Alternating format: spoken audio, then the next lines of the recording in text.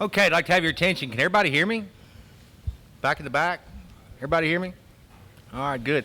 Waiting for the ladies to come forward with the list of the names and those want to speak, but I did have a comment or two that I wanted to make before we got started tonight.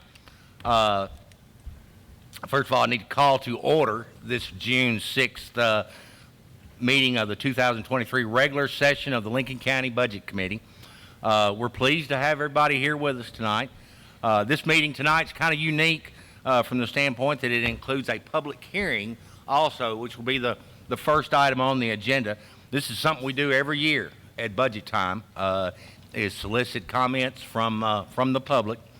If you would like to address this commission and the public tonight, we would ask you that you sign in. When you came in out there, you should have signed in if you wanted to speak, and everybody needed to sign in.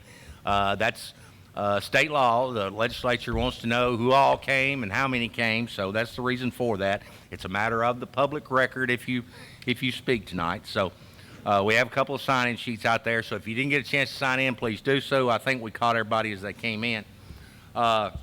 We would also like those that want to speak to come up front. We've got a podium up here. We want your comments to be heard. And if you're sitting back there in the back somewhere, you know, the commissioners up front here would not be able to hear you. So we also, like I say, want everybody to come up front. Can't be hollering from your seat. You might get mad enough to holler at us, but please, this is a public meeting, so we appreciate your cooperation. Do have just a few quick comments to make before we begin the public hearing part of it. There was a mistake in the draft budget that was printed in the paper. It indicated that there was $20,000 in the nonprofits for the Art League Center. That was incorrect, so that has been moved from the draft budget, the part with the part that houses the nonprofits and stuff. So we did correct that. I have received questions and comments from people over the last month since this committee presented the draft budget, and everybody wants to know, you know, what the heck happened? You know, how could y'all be talking about a $1.10 increase in our property tax? For the last 3 years, I personally have paid the same amount on my property taxes for my house and my lot. We do reappraisals every 5 years. While my tax contribution has been exactly the same, the cost of everything else has skyrocketed. And y'all know this. We all see it in our households. This across the board worldwide inflation, you know, really didn't catch up to us until last year. And I felt that last year that we should have raised taxes. We should have increased taxes, especially since the commission saw fit to raise general fund salaries by 10%. But we didn't. After our end-of-year audits last year, we found that we were $1.1 million down, and with that salary increase that was provided, we put ourselves in a pretty good hole. You throw another year's deficit on top of that, and here we are. We're a small population, rural county. Kind of tough to dig ourselves out of this kind of hole. 1 cent on the tax rate here in Lincoln County, what 1 cent brings in is $72,181. You know, we've got some people trying to compare us to our tax situation to Rutherford County, Davidson County, Williamson County, those kind of places. 1 cent in Williamson County brings in $1.7 million. So, you know, if they were down $3.4 million, they'd raise taxes 2 cents, and that would cover it. You know, they have a sales tax revenue up there that we just can't even. We couldn't even dream of the revenues that they have. They're in a different world from an appraisal standpoint than what we are. A $300,000 house here in Lincoln County is a $1 million house up there in Franklin or Belmead or somewhere like that. So, you know, it's very difficult to compare counties. A lot of differences there in how they're funded and what they do. But say there has been a lot of misinformation out there, and I wanted to try to correct just a little bit of that up front. A lot of this, you know, I intend to address in 2 weeks when the full commission meets and we meet then. But the recommendation from this committee was to change the tax rate from 2.10 to 3.20. and that's an increase of $1.10. That does not mean that taxes are going up 110%. It's a different figure. It's actually proposed to increase by 52%, which is bad enough, okay? There are a lot of folks that believe that this proposed tax increase has something to do with school salaries, and that's just absolutely not true. It does not. The general fund salaries, like the courthouse, sheriff's department, jail, those are the areas of the budget that we're having problems in. It's not the school operations. If we left the tax rate exactly as it is, the school operation budget would not be affected. It wouldn't change anything that they spend in their operations. The part of the tax increase that does involve schools is just the brick and mortar request for a new school. Our school's operating budget is strong, as I've ever seen it.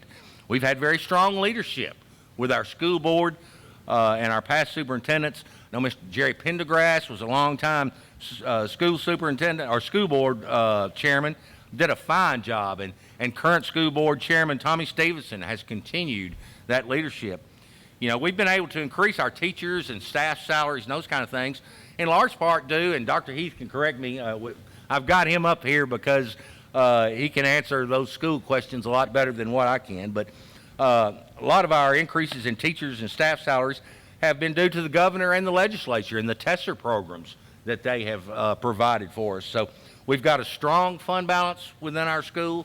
Like I say, we're fortunate to have strong leadership from our school superintendents. We've only had 3 in my almost 30 years here on the commission.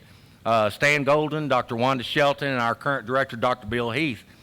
Been a lot of comments made about Dr. Heath's salary of $155,000, and with his bonuses and stuff, that pushes him up close to $200,000. This is an individual that's responsible for educating 4,000 kids here in Lincoln County at 7 different venues.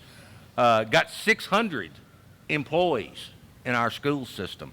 Must maintain almost 1 million square foot of building space that we have within our schools. Our test scores are number 1 in our district, and I think, does our district include 16 or 12 schools? 16 school systems. 16 school systems, and our test scores are number 1 out of all those school systems. And that's every year since Dr. Heath has been here. We've been number 1 in those test scores. Interesting thing is, I've had parents say, well, the kids do that. He doesn't have anything to do with that. But it's interesting that the test scores when he was in Lawrenceburg, which is where he was before he got here, they were also number 1 in the same region, in that same district. So the schools that he has led have been number 1 in test scores for 12 years. That doesn't happen by accident, folks. We have one of the top directors in the state. Very fortunate to have him. There's been some social media, I guess, comparisons out there saying that Franklin County, for instance, over in Winchester, they only pay their school superintendent $150,000. Well, that's that person's base salary. It doesn't include bonus, travel, et cetera, that may be in his contract. Doesn't include the health insurance, that county pays for. Doesn't include the matching Social Security, Medicare type benefits, which, all employers must pay. That's just a part of doing business. The guy in Franklin County is a new hire with no experience whatsoever as being a school superintendent. He was a principal in Williamson County. Now, I don't know this guy, and he may be just absolutely fabulous, but I guess the point I'm making is they're paying a rookie, a guy who is just starting his job as a first-time director, and we have a seasoned director with over 20 years' experience as a school superintendent, a proven track record of excellence. Folks, you just don't get a CEO that runs a company. If a company was to come in here with 600 employees, that CEO of the company wouldn't make $100,000. It's got to be a salary much more than that. It's no different with school superintendents. The Lincoln County School Board is solely responsible for hiring Dr. Heath, so I don't really have any say in it. But if I was a voting member, I would be a very strong supporter of Dr. Heath. I think we're darn lucky that he was born here and wanted to move back here to be close to his parents and be back home. Otherwise, he'd probably be making a heck of a lot more money somewhere else. We're about to get ready to begin the public hearing. If we got the list of those that want to speak. Is Dina still out there? Here it is. Here it is. Oh, okay.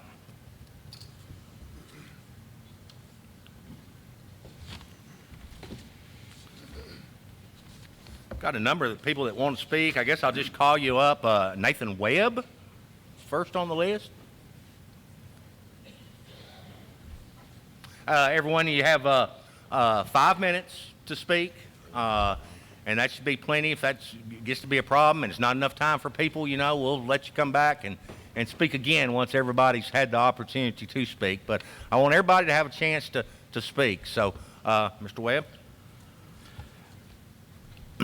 My name is Nathan Webb, and I live in Kelso. I'm actually the store manager at Holt's IGA in Park City. And every day I see people who voted for you struggling to afford milk and bread and other necessities needed to survive. What happened to all those great, wonderful tax dollars that Jack Daniels was going to bring in? If we hadn't given all those high pay increases and bonuses, we may not be where we are today. What happened to our elected officials caring about the community they serve? Times of inflation are not the time for a huge tax increase. Everyone should pay attention to those who vote yes tonight, and if this passes, come back to the regular commission meeting and see who votes yes. And come election time, those are the ones you don't vote for because they absolutely don't care about you or your family, only the almighty dollar.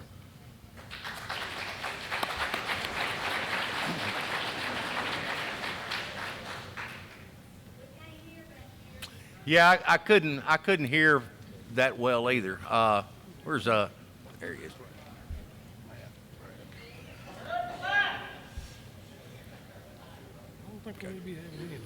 Hang on just a second. Let us work on that, okay?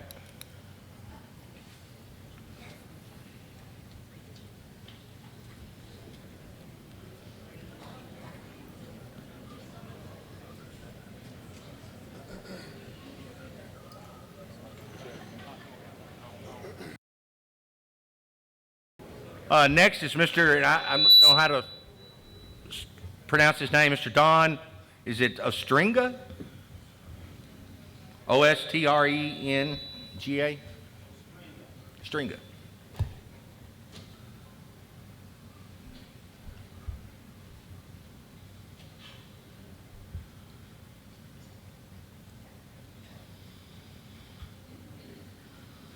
Might do just a quick testing, 1, 2, 3 there, Mr. Don. See. Yes? Can everyone hear me? I'm Donalda String. I met my wife here 50 years ago. I came to this little town. All I was hearing, everything's the greatest. We had a builder. Everything went wrong.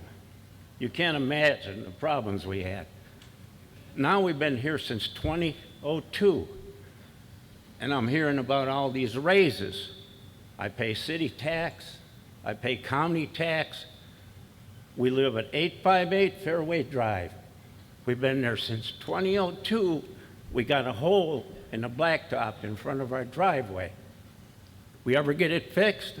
Who's supposed to check the road? You go out to get the mail, a car goes by, you get a free bath. Is that right? We got friends in Park City, they say, oh, we got a new road, we got new shoulders, everything's down. Still nothing done by our house. What seems to be the problems? Why should I pay 2 taxes and get nothing done? And now we're getting people move in our area. They put a concrete slab in by a residential house. And I don't believe there should be 11 cars or 12 cars parked in a one residential home with 11 cars on a concrete slab. That should not happen. And we got another corner with lots. We got to fight to get the grass cut. Is this right? I don't believe so. And I should pay more taxes for this? And now I hear this little town is number 2 in the state of Tennessee for high taxes. I don't believe this should go on. That's all I have to say.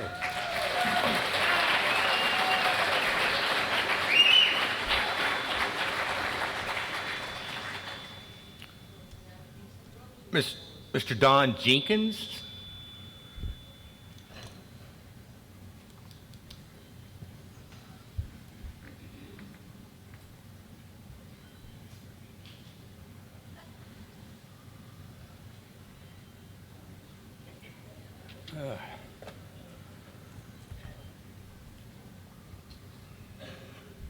Thank you all for letting me speak tonight.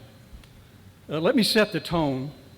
I want to be absolutely clear, up front, and leave no room for confusion.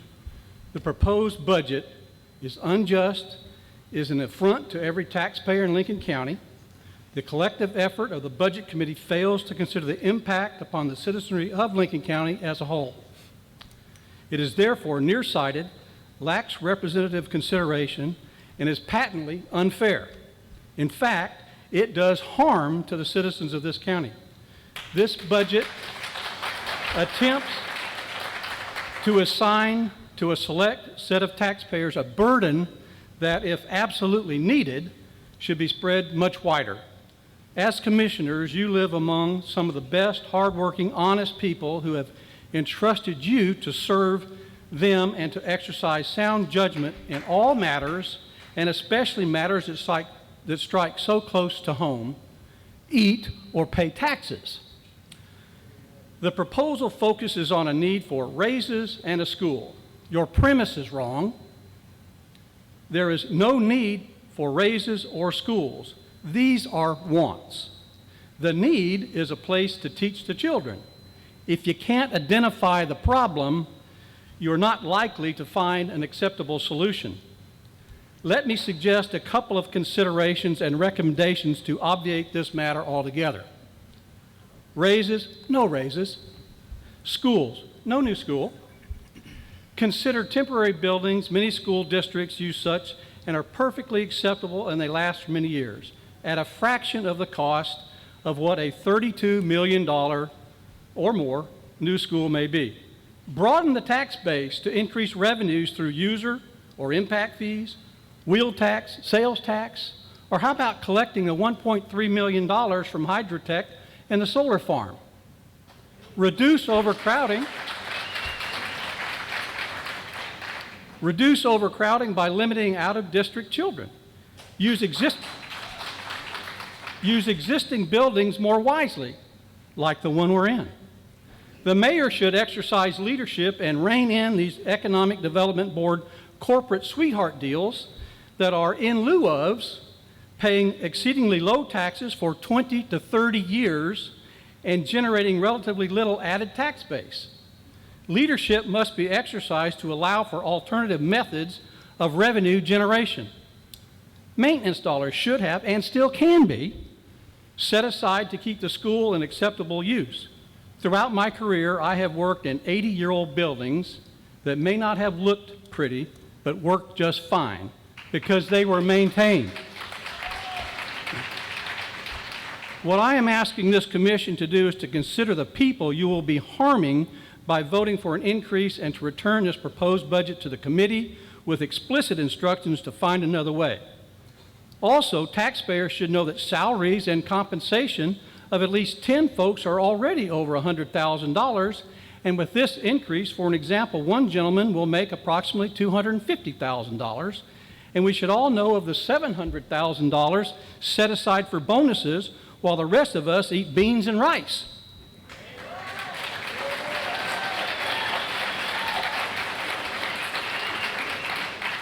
And how is it that $250,000 can be spent for land for a new school before the new school has been approved? I absolutely challenge the need for any tax increase of this magnitude, but as a minimum, any tax increase should be spread across broader base such as sales, wheels, user fees, impact fees, economic development, and not just another onerous property tax. In fact, I challenge this committee to look at both sides of the ledger and identify program cuts and eliminate any program not net positive, rather than adding more burdens to the citizens of Lincoln County. Doublespeak does not change the fact that every dollar spent is tax dollars regardless of source. Sadly, this undeniable fact holds true. Budgetary matters are critical to every household, and every household must know how much their paycheck is and how much their bills are. Every citizen must live according to these fundamental facts. Sadly, this undeniable fact holds true except for government. When a government learns it can vote themselves more money for whatever reason, the servant becomes the served. Citizens become servants to the state. There is no denying this. All one needs to do is look at any communist or socialist nation. The state is the master that taxes its citizens endlessly, and served becomes the servant. Consider, if you will, Walmart, Dollar General, Dollar Tree, thrift stores, and look at their parking lots. Do you normally see Lexuses, Mercedes-Benz, Teslas, or do you see dated pickup trucks, sedans that are in need of repair, old and worn tires, engine leaking oil? Go inside and look at the shelves and compare products. Is there a preponderance of great value type items or high-end name brands? Do you see people buying generic medications or name brand ones? People frequent cut-rate stores because they must, and you want to make life harder for them. Do you see your neighbors working less or more hours to make ends meet? How many of your neighbors own their own homes without a mortgage? How many of your friends are still paying on that automobile that is now reaching its life end? How much credit debt do your neighbors owe? How many are on fixed income? Can your neighbors survive a week or a month without a paycheck? Can they afford another budget expense that tax hike would cause? As commissioners, you may be fortunate enough that none of these budget matters impact you. However, I guarantee you that the majority of Lincoln County residents feel every single cost increase from whatever source, and some may very well likely lose their homes if this tax hike goes through. This proposed hike is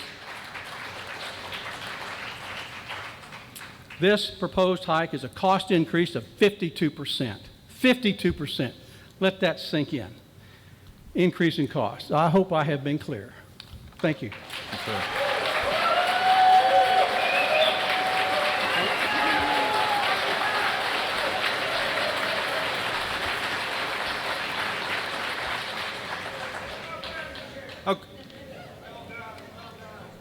Okay, now, let's, Miss Amanda Pickens is next. Miss Pickens?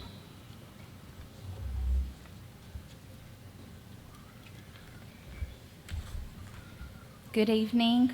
My name is Amanda Pickens, and I am the principal of Highland Rim School.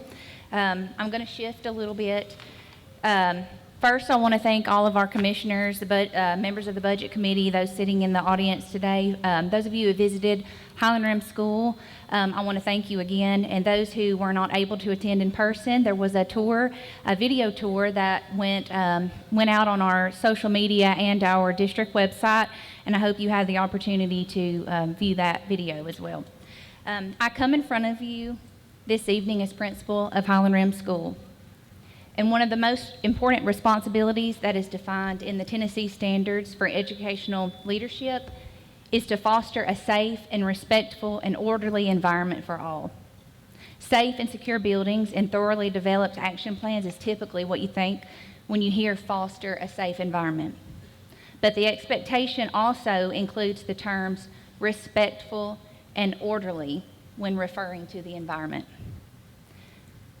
I'm not able to connect the term orderly in our current situation at Highland Rim, no matter how creative and strategic we are with the logistics of day-to-day operations.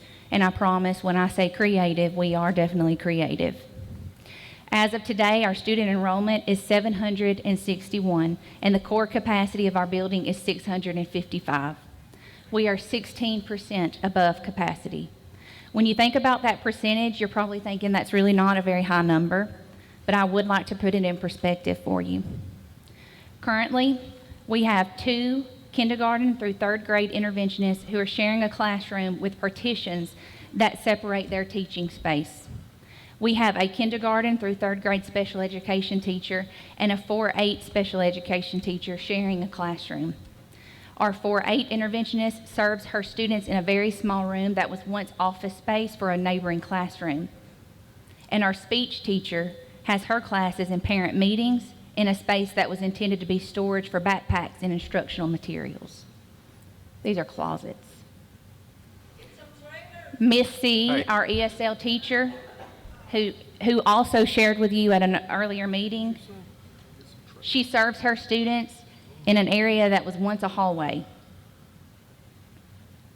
We have our hallways full of tables as tutors work with our students in small groups throughout the school day. Not only are we forced to use every inch of our building to serve our students, but there isn't a week that goes by when we do not have to close a bathroom due to ongoing plumbing issues, and we are already limited on the amount of bathrooms our students and adults have access to. This school year, 2 sinks and a urinal fell off the wall in the original part of the building. When it rains, water finds its way through the ceiling of the breezeway and runs down the ramp. Rain seeps under the door of our 6th grade hall and has caused our tile to lift as it has several years in the past. A 7th grade teacher is faced with flooding in her classroom that is so common she knows to find the custodians so they can bring handfuls of mop heads to throw against the door to prevent water from entering. I could keep going, but I want to get to my point. How is it fair? In the world that educators live in every day, we focus on making decisions that are based around what is best for our students. In fact, our number one core value in Lincoln County Schools is that we make decisions that are best for the whole child, emotionally, physically, morally, and academically. The first 3 have a direct impact on the last, academics. Our second core value is that we take care of the adults who take care of our students. I can confidently say, regardless of the environment around them, the adults in our building are doing an outstanding job considering the high expectations they're faced with daily. But I also know that it comes at a price. It comes with an emotional and physical price tag, which leads to a feeling of defeat. So being tasked with the responsibility to ensure a safe, respectful, and orderly environment for all students and adults is an unobtainable expectation to have at Highland Rim School. Our building does not provide an environment that positively impacts our students or teachers. And if I had to summarize in one statement everything I've said this evening, I would say this, that the current building at Highland Rim has gotten to a point where the environment is now detrimental to teaching and learning. I'm going to leave you with one more thing. The kids who are in our schools today are the future of Lincoln County. The students who are sitting in our classrooms today will one day sit in your seats. And it's our responsibility to make sure that we're taking care of our students and investing in our children. Thank you.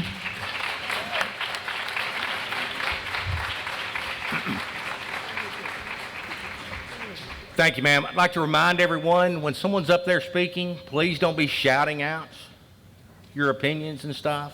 You know, it's terribly unpolite. Don't need to be doing that, okay? All right, next on the list, Miss Emily Vandergriff.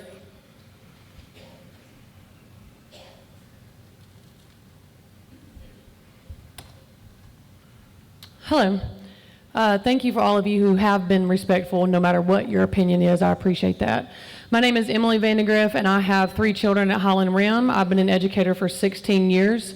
I'm a counselor over at Hazel Green High School, and I co-parent with my sister, and she has 3. So a total, when my youngest goes into Highland Rim next year, we will have 6 at Highland Rim School. I have things written, and then I'll address some of the comments that were made as of late. First of all, thank you to everybody. Being in your shoes is not easy. Being in ours is not easy.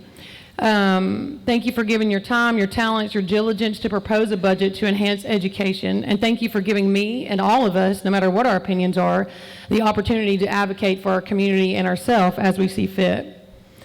This is why I believe this enhancement is important. The building has asbestos. I could just stop right there. If anybody's ever been in a middle school classroom before, you know that no one's just going to sit there quietly and not tamper with the windows. So there's that. The doors to every classroom allow easy access to unwanted visitors. Going outside to get the lunch in a lunch line because of overcrowding is absurd. This is a safety hazard in several ways that I won't go into because you guys are smart enough to understand that. Teachers cannot monitor everything every student does when you are 16% over capacity, and overcrowding in the hallways not only increases safety risk, but in middle school it is a recipe for trouble because I have taught middle school before. Highland Rim CDC children, which is our population of children with special needs, from what I have researched, have their own bathroom, but again, these bathrooms are not functioning up to capacity. I don't know if any of you have a child with special needs, but if my child with special needs and was at any form having to share a bathroom with the general ed population, that is not okay. There are ways that these children need to be cared for, and that needs to be addressed. and that is not a maintenance issue. This building has served well in the past, but it no longer serves us. On the topic, general ed bathrooms are in terrible shape. Adolescents, girls in particular, deserve to feel safe and protected during school when they are using the bathroom. But when most of the toilets do not work or the sinks are off the walls, it's not fault to the maintenance. It just becomes an issue. The building is just too old. And I'll get to the portable issue. Apart from bathrooms, the facility itself has served the community well, again, but no longer serves us. According to the latest numbers out of the Huntsville Chamber of Commerce, in which I heard from in last April, and my husband is at Huntsville Utilities, and this is an ongoing conversation, we are about to grow in an exuberant amount, and that is going to infiltrate into Lincoln County. We have to be prepared. Many families are looking to relocate and work in Huntsville, as many of us do, but would love to reside in a smaller community like Lincoln County. My family personally chooses to live here, and I want to take care of this place for generations to come. We want to attract a caliber of people that will make Lincoln County better for generations to come. And the first thing that families assess when you move into an area are the schools, okay? And the crime rates, well, I'll address in a minute. Educators are more than teachers, especially post-pandemic when the world has seemed to have lost its common sense and unity. Educators are with your children and grandchildren more than the parents are. And I'm an educator. I have to be a life coach, a parent, because a lot of that has fallen by the wayside. With Facebook, we have parents who stay on Facebook and don't talk to their children anymore. That's a real thing that as educators we face. We don't get compensated for working after hours, but we're forced to work after hours to get everything done to lead up to the expectations that we do. Teaching is not what it was 10, 20, even 5 years ago, pre-pandemic, okay? Sorry.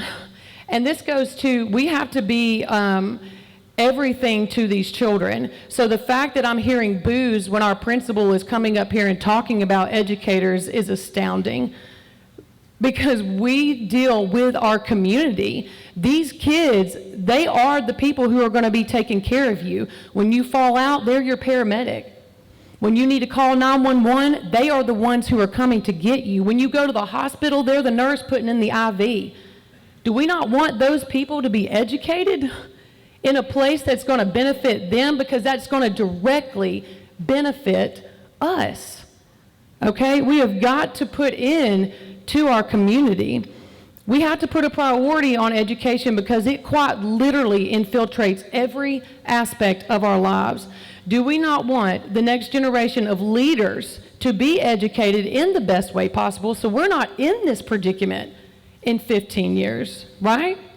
With high quality teachers, we have to continue to support them. We have to have incentives for teachers. There is such a shortage of teachers right now. We cannot find people to teach our kids because when we talk about education, we're booed. And that is not okay. So if you want to come and if you want to be a high school counselor, because I can guarantee you we do not get paid for the work that we do, and I have 2 degrees. So yes, I have gone to school and paid off those student loans just like every engineer in here has. Okay? Sorry, y'all get me on my soapbox. All right. With that, I'm just a huge proponent for education. Now, I have no control over the amount of this tax, but I know that something has to be done, and that's what I'm here to support. Another key component of our community is our police officers. As a child of a retired police officer and Air Force veteran, I know firsthand what these brave women and men have to put up with. They go into the darkest parts of society, some that we never see, and they have to go in and they rescue people. When I heard at the preliminary budget meeting weeks ago at what they were being paid, I was literally floored.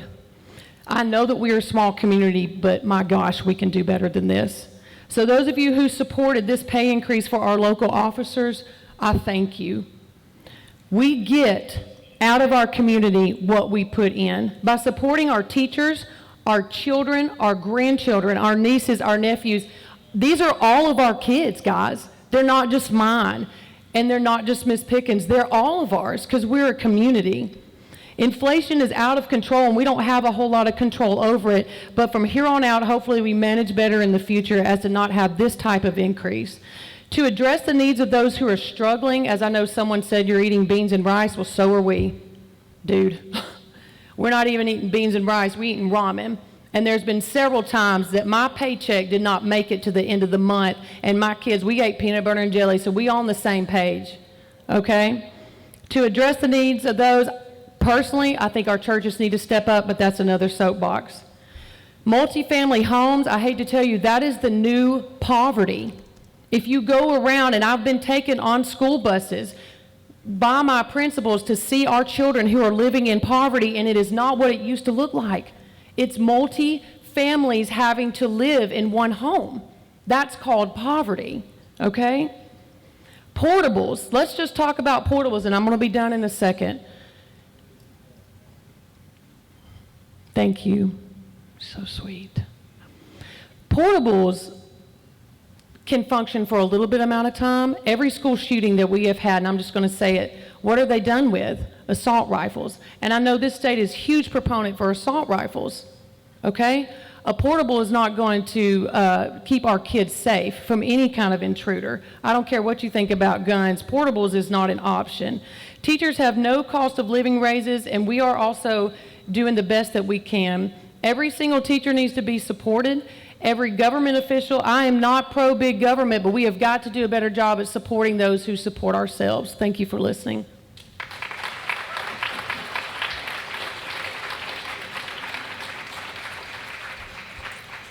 Mr. Curtis Painter, next on the list.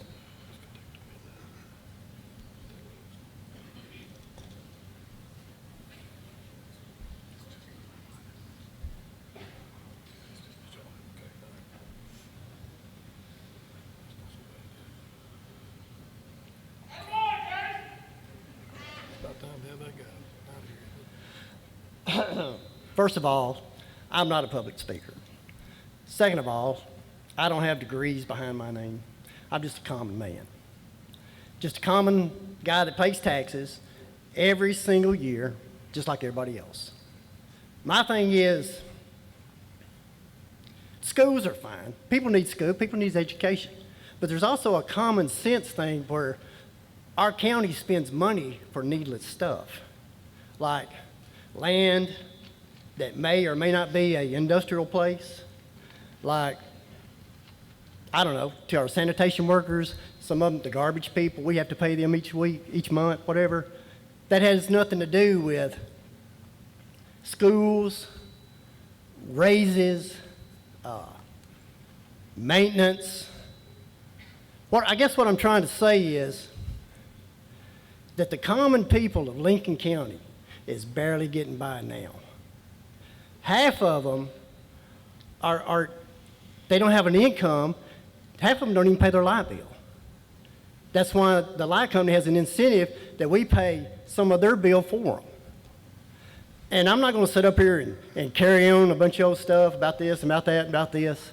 All I say is Lincoln County needs to have a common sense board of buying land that they don't really need, that may or may not be an industrial plant, that may be in lieu of taxes, may or may not ever pay taxes. My grandchildren, when some of these pay a full tax, they'll be 45 years old before they pay the first full tax. Thank y'all very much.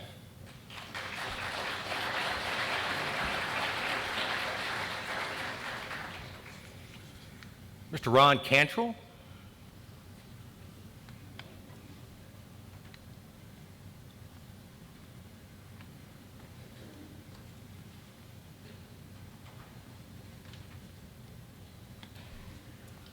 I'm Ron Cantrell. I live on Highland Rim Road. My heart goes out for our educators and what needs to be done. Don't get me wrong. There's one group of people in this county that I don't think y'all are thinking about, and that's our widows and widowers, our retired folks.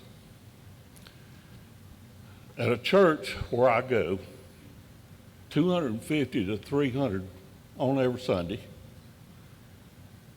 We got 6 active deacons. 48 widows. They're divided up. They have to contact monthly and check on them.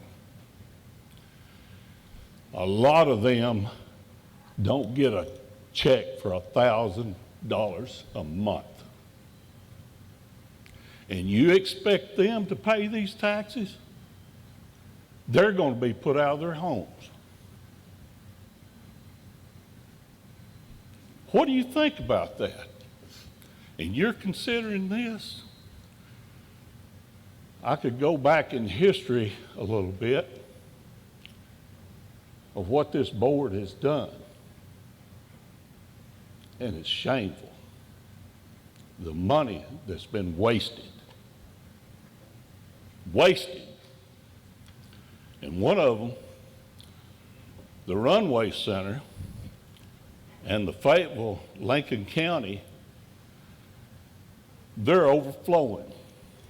We got one building other than a concrete company inside the Runway Center. But they were overflowing so bad we had to go buy another one. Over $1 million. That would have been a long ways in what's going on right now. That could have been put off. We're going to spend $1 million, and that land sitting over there is going to cost a whole lot, probably cost at least that much to develop it. But we're going to put widows out. And the lady said something about the churches. Our church takes care of our widows. We see that they're taken care of. But it's not the church's responsibility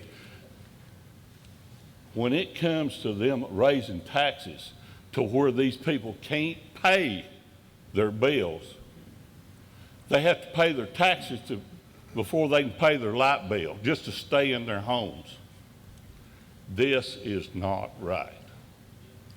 When we bought the Runway Center, I was in that meeting. Wasn't a whole lot of investigating done, and I blame the committee for that. I blame this commission for that.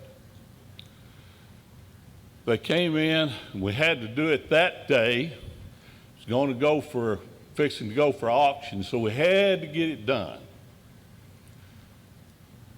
Well, they brought in a guy, and he was promising to bring his company to the Runway Center. Well, they didn't investigate this guy too much.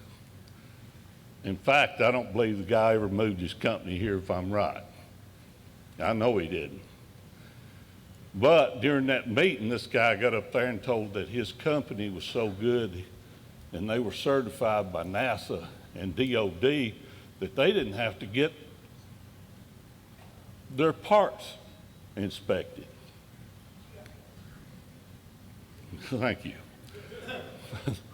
Well, right off the bat, I knew the guy was lying. So what else was he lying about? How much time did y'all spend in investigating this guy? So we go in there, he's got to have a sewer system. Yeah, some of you out there are paying for this, very few of you. The ones on the highway and the one on Highland Rim Road are paying for it.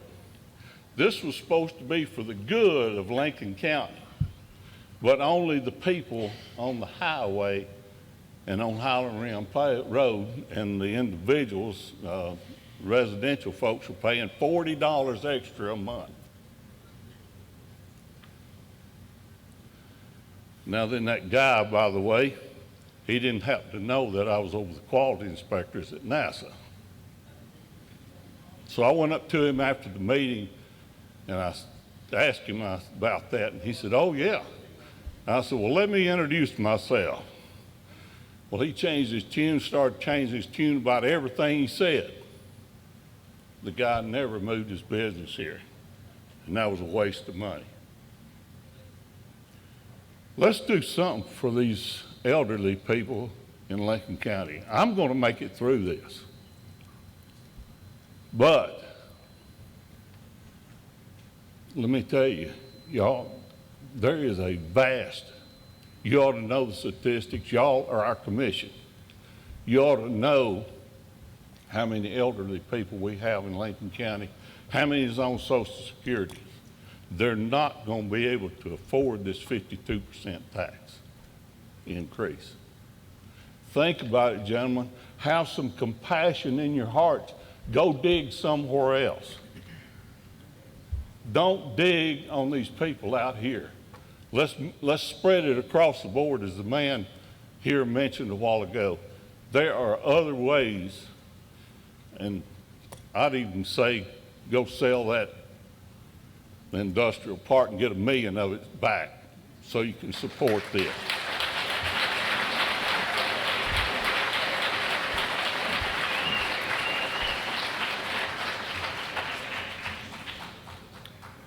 Mr. Bill Shelton is next on the list.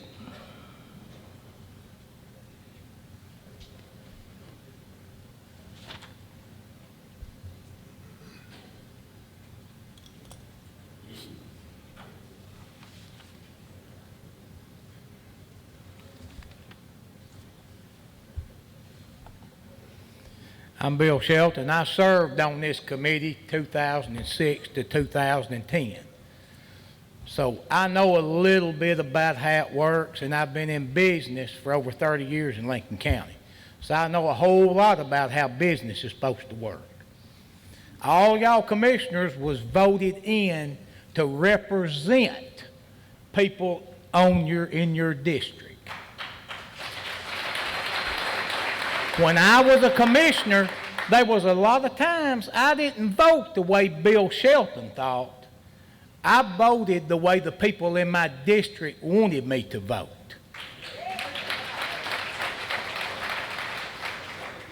And with that being said, I was told one time, I made a remark in a meeting, this county needs to be run like a business. And I had a commissioner that's still on the committee now to tell me, you don't understand, you can't run it like a business. Well, if you run it like a business, this county's been in deficit in the red for 3 years. In a business, when you're in the red, you don't run out and buy December of 21, $3.6 million piece of property. If you're in the hole, you try to dig out, you don't get deeper in. And all of this taxing, if I understand it right, and these numbers come from the courthouse, there's 20,043 tax cards. That's not 20,000 different people that own property. All right, within these tax cards, you've got the exempt, you've got the city, you've got Ardmore, you've got Petersburg. All right, we narrowing this down here, and I don't know the exact number on this. If one of y'all know, y'all can tell me. 30-some-odd% of the tax burden is thrown on the property owners. I'm going to say just about everybody here's got a car. And I'm going to bet there's very few that ain't got a cell phone. But we're taxing the property owners to death. You can't spend more money than what you're bringing in. Common economics. If you can't bring it in, you can't send it out. So if you can't bring it in, you don't need to spend it. We have got a constant battle. Yes, I agree. We've got a problem with the schools. We've had a problem with the schools for years. South Lincoln School's been a problem ever since it was built. I know for a fact. They was told before South Lincoln School was built there wasn't adequate water supply there to take care of the sewage. It was built anyway. We've built Blanche School. Nothing against the people at Blanche. Y'all have had an old school for years. We built this nice school down there. Why don't we rezone and move some of these people down there? You know. And another question that I have, and some of y'all might can answer this if you will. I've been off the commission several years, But the best I remember when I was on the commission, anytime there was a property tax raise, a certain percent of it automatically went to the school system. Now, am I correct in saying that? Is that correct? Mm-hmm. And I believe if you raised it a dime, a nickel of it went to the schools. Is that correct? It is. Okay. So half of what we want to raise is going directly to the schools. All right. My proposal is, commissioners, listen to the people that put you in there. You're put in to represent them.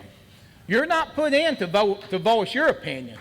You're put in to represent the people in your district. And you want to throw all the burden on the taxpayers. Yeah, another thing. And I'm going to step on some toes here, but I've stepped on them before. It won't be the first time. If you're a county employee, why would you not vote for it? You're going to vote yourself a raise. I ain't real smart, but I'd vote myself a raise. I'd have my arm up before everybody ever got to start in calling roll. Guys, we've got to live within our means. You're throwing the burden on business owners and on the people that have worked all their life to try to have something. All these people that don't own properties got 2 or 3 cars. They get out and ride around. Let's put it back up. Let's split it up here. Let these guys pay some of it. You know, let's be fair about it. Listen to the people in your district. Don't vote your heart, vote their opinion. And if you won't do that, in my opinion, you need to step down off of the commission, because it's not a place for it.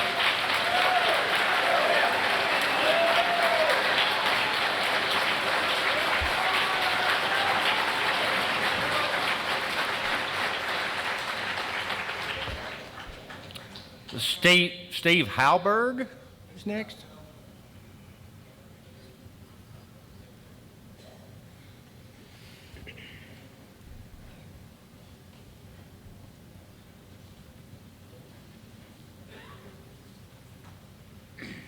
My name's Steve Halberg. I live off Liberty Road. My wife and I are both retired. We're on a limited income, and these taxes will just kill us.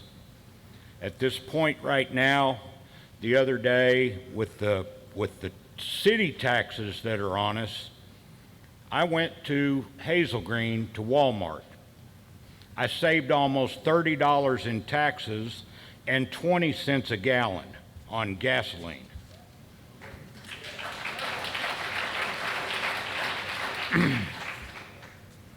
This is absurd, and what you all don't know right now is any tax that they raise on our property taxes right now, there's going to be a reassessment, and your homes and your property is going to be reassessed at a much higher value because of the increases in all these properties that you all own.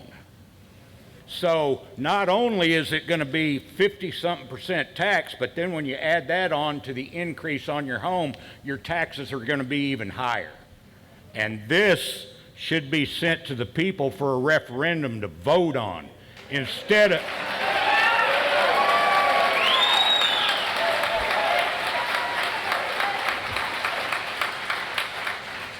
This is not fair for a handful of people to be able to shove this on us and expect us to accept it.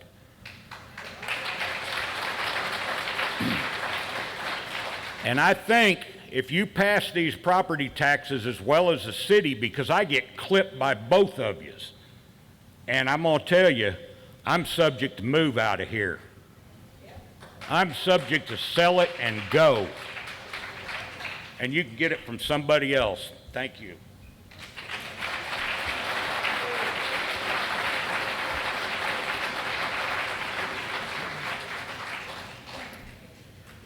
All right, Shay Curry. I think it's Curry.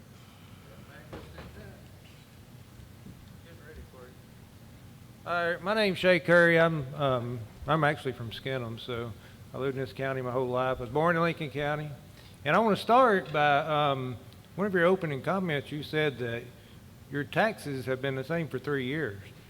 But you do realize, and I'm sure you're smart enough to realize, that your taxes are tied to your property prices, which is tied to inflation. So raising property taxes is not just raising, your tax base. It's actually raising your tax base plus inflation and everything else. So my property tax and my property has not been reassessed in the last several years. So my property taxes will probably double. And I'm sure you realize that. Now, I may be a little different from some folks in this room. I'm all in favor of you guys trying to make all the money you can, and we want to get the best people in your positions that we can have, because we want you to make good decisions for us and make wise decisions with our money. But if Lincoln County has to have a tax base that is the highest in the region, then you guys may not be the right folks.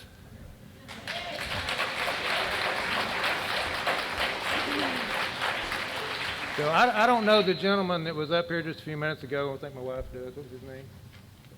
It was a county commissioner? Yeah, so that guy knows what he's talking about. So we may need to get him back up here. So if I'm sure all of you guys are for this tax, but you may need to take some lessons from some of these guys that have some history up there that do know what they're talking about. Because a 50% tax hike is pretty ridiculous. All right, that's all I got to say.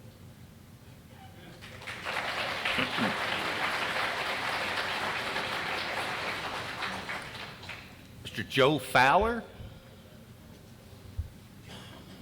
While he's coming up here, I was going to explain about that reappraisal. Next year, we do have reappraisals, and your property will be reassessed. What will happen at that time is the state, hey, attention please, the state will come in and they'll say, okay, your property, Mr. Cunningham, is now worth $100,000 more, and they will decrease the tax rate so that the same approximate amount of money is coming in. That's how those reappraisals work.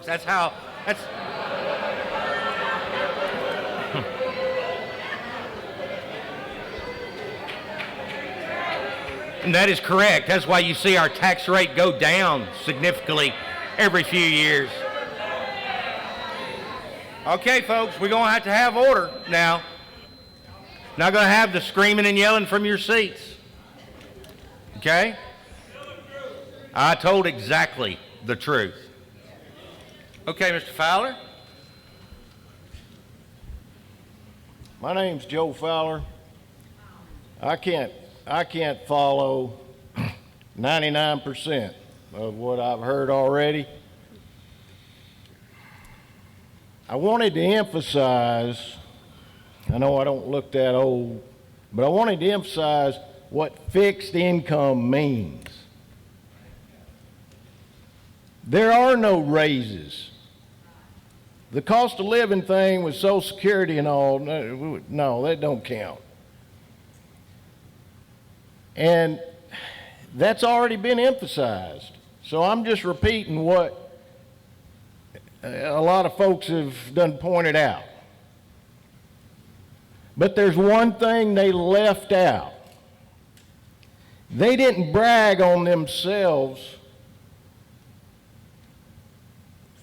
for speaking the obvious and the truth.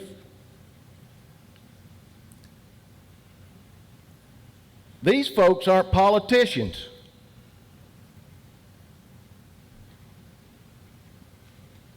Well, there might have been a little bit of one here and there, but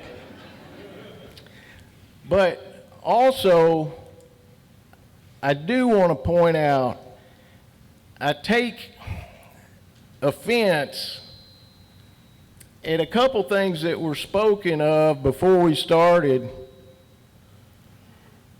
These comments, there's been multiple comments in relation to inflation. Man, this inflation everybody's dealing with right now, this just started a couple years ago. And inflation didn't grow by 50%.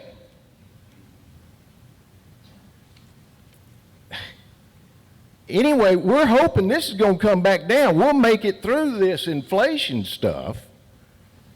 But what you're talking about, these amounts,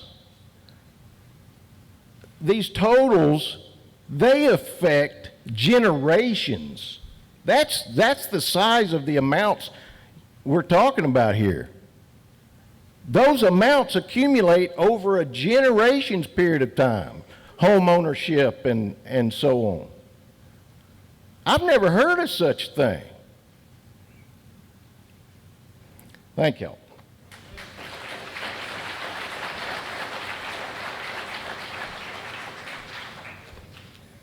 Got Sharon Guntherberg.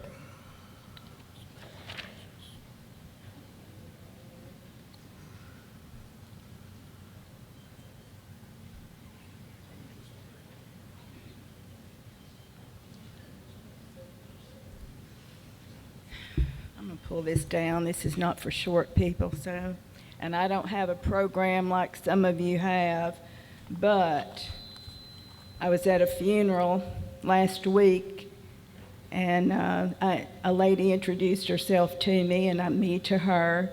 I asked her what she was complaining about, taxes and all this kind of thing at the funeral home, and I said, "Which district do you live in?" She didn't know. I said, "So you obviously don't know who your commissioners are in your district." "No." She said, "I turn the TV off. I don't take the paper anymore. Don't listen to the news." What I'm here to tell you, we're not going to stick our head in the sand. We're going to ask questions. We want answers. We have to be respectful. There's 24 commissioners.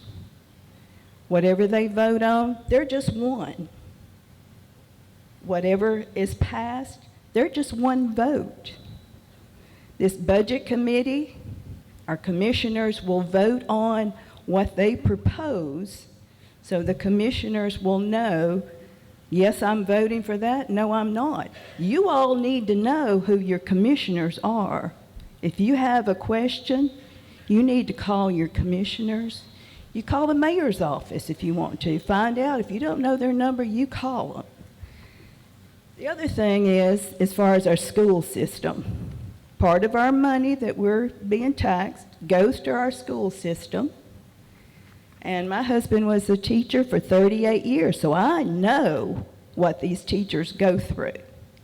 He's been a bus driver for 25 years, and he keeps driving at 74 because they can't find bus drivers. And why can't they? We have teachers that come in with, oh, they're going to, little Johnny's going to be a brain surgeon. Not every little Johnny can be a brain surgeon. Back then, they had teachers that taught every child. They didn't have an aide and an aide to the aide. They didn't have all these people in the school system as far as, I don't even know what some of these people do. But just talking about salaries, our teacher, the starting teacher salary is $42,000 a year. That's just with a BS degree, it's not a master's. Okay, you're talking about our county, which you all said we're just a little rural county, a little rural part of Tennessee. But we've got Mr. Bill Heath, the base salary is $196,238. That's before you add in Medicare, your teacher retirement, your health insurance. So the total is $234,237 is his salary. He's wanting a 7% increase. That would be $248,000. Okay? 7% increase. All these other non-teachers at the central office are wanting 5%. I can remember when my husband, they were happy to get a 1% back then. Over at Flintville School, before the new school was built, he taught there 22 years. Half of the building was cold all day long. The other part was hot all day long. They lived with that. Okay, you have the old central building that was made into the 9th grade academy years ago. I don't know how many people I polled. I'm 71, and I've worked all my life, and I polled people that would come out to my greenhouse. Are you for the 9th grade academy? No, we're not. Why can't they send the 9th grade, 10th grade, 11th, 12th to the high school? Did you turn me off? Hello? It went off. Well, just a second, ma'am. I guess they don't want to know all these salaries. Just hang on, ma'am. It's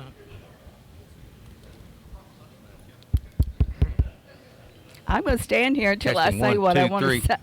Like we lost it all. There you go. Are you on? There Okay. we go. All right. All right.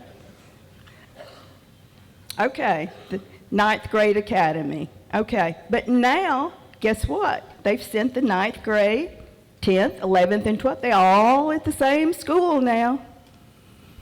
This big building, why can it not be used for some classrooms? It's here. We're paying for it. Why not? They're talking about Franklin County schools. Yes, their superintendent's $150,000. I called the governor of Tennessee this morning. What is your salary, Mr. Bill Lee? $213,708. So our little rural county pays more than the governor of Tennessee.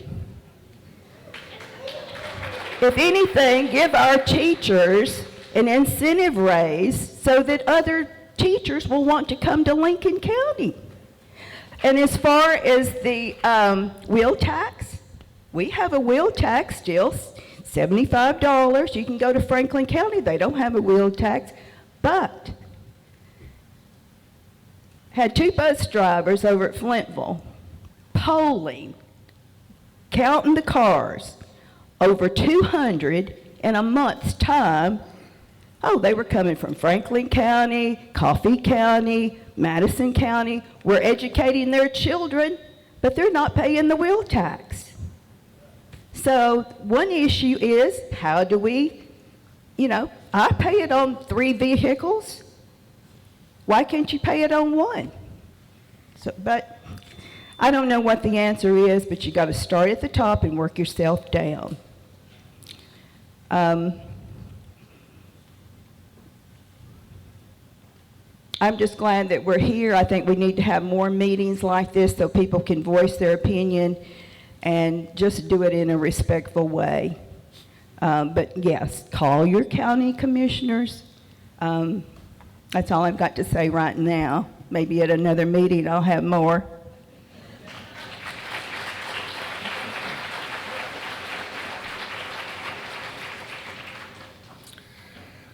The next person on the list, I can't even begin to read this. Ricky West came in at the same time as this person did, and this person signed. So I don't know, whoever came in right before Ricky West.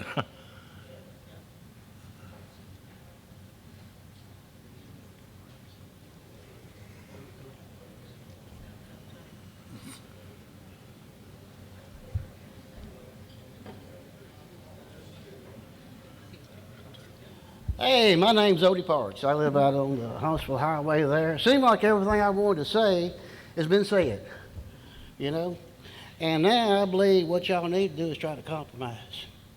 Go back to the drawing board and try to come up with a plan that'll work for everybody.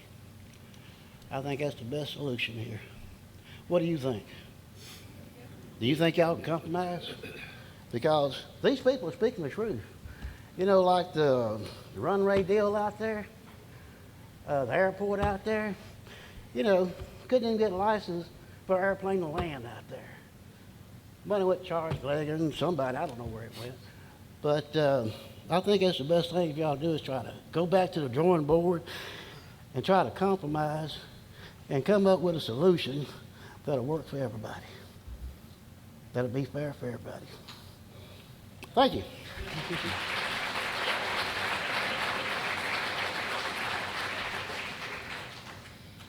Okay, Ricky West is next.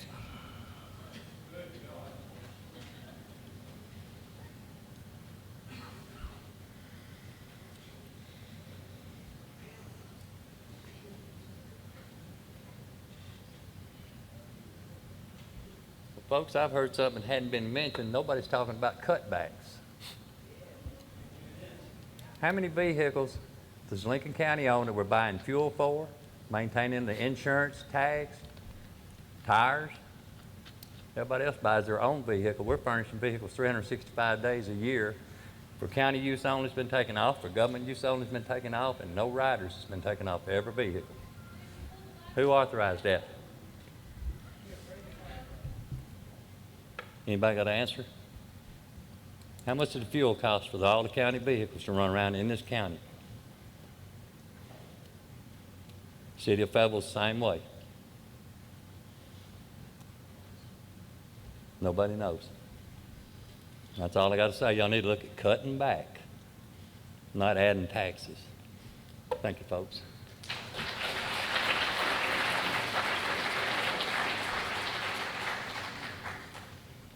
Rodney Grubbs is next.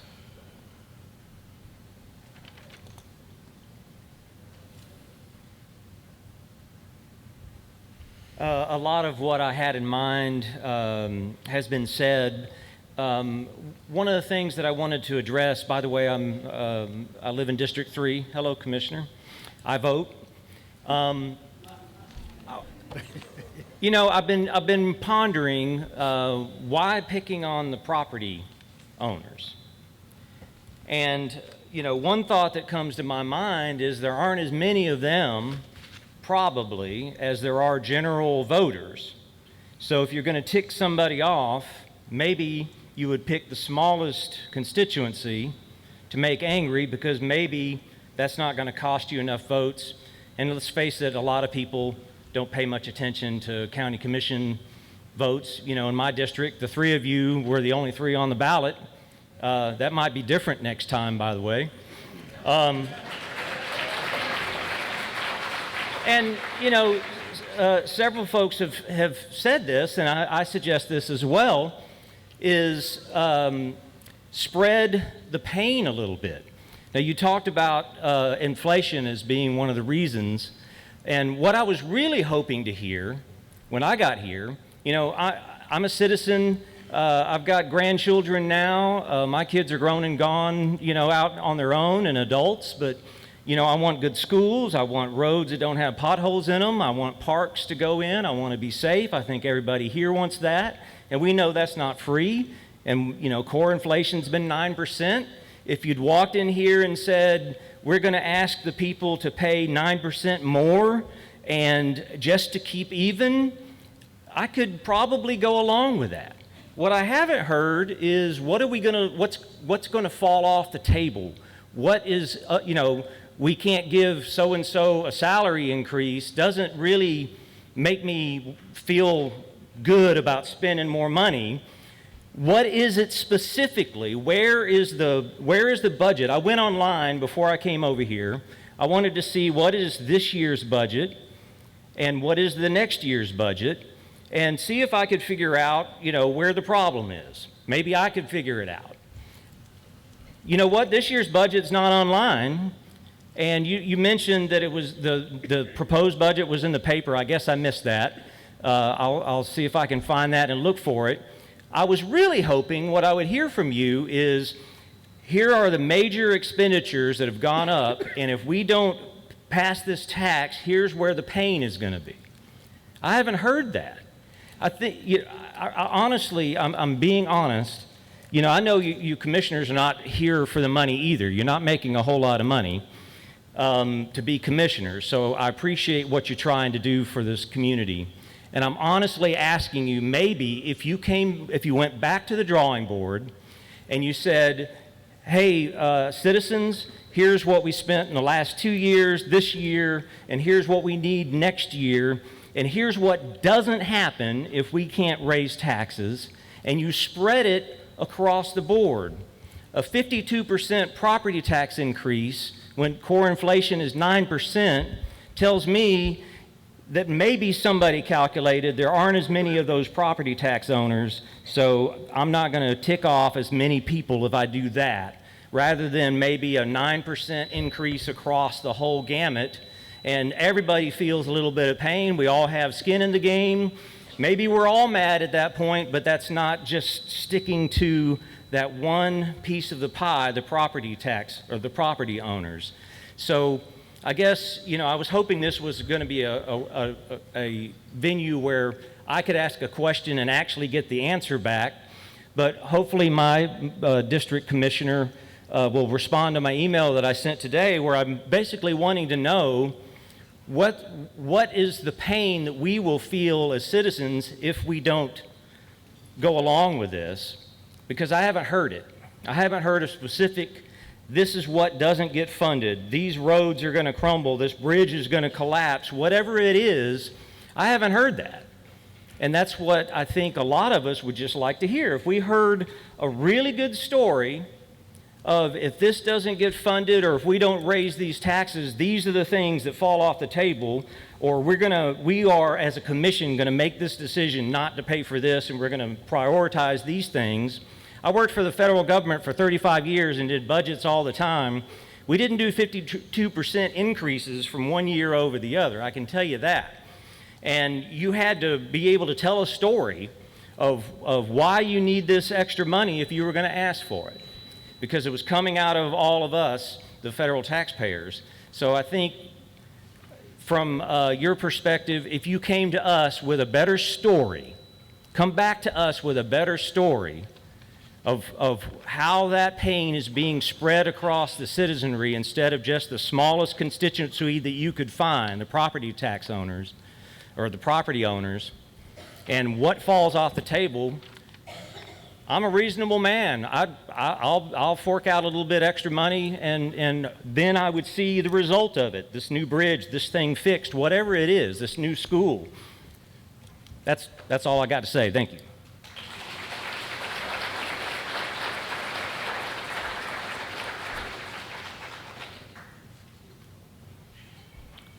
Let's see, that's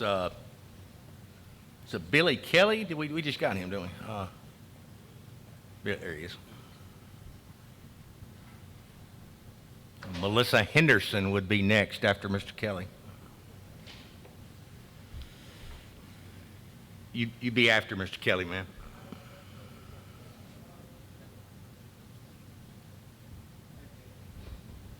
That's my commissioner up there.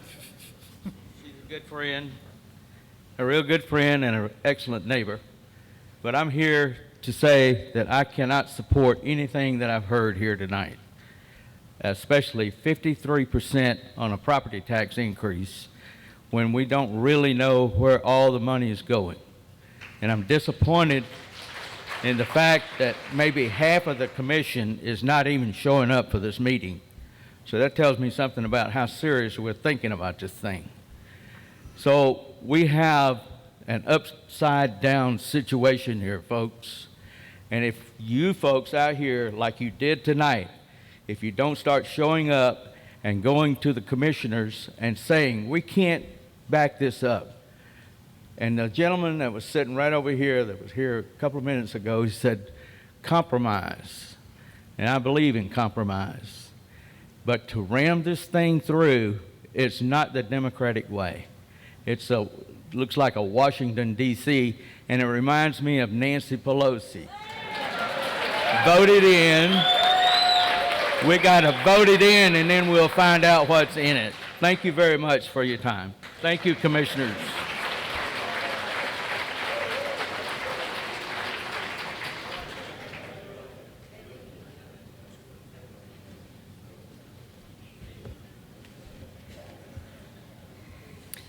I'm Melissa Henderson. I live off of Highland Rim Road. Lived in Park City all my life, born and raised here. And I tell you what, I just feel like we get taxed every way but loose. And between the wheel tax and the the land tax, talking about the increase, my God, you know,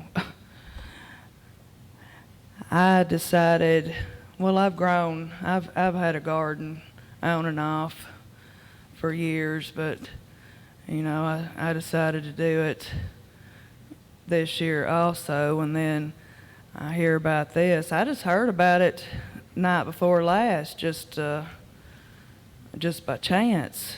I don't get the paper because I, honest to God, don't have the extra dollar or whatever they've raised that to now to spare on a paper. I don't do the internet mess all the time.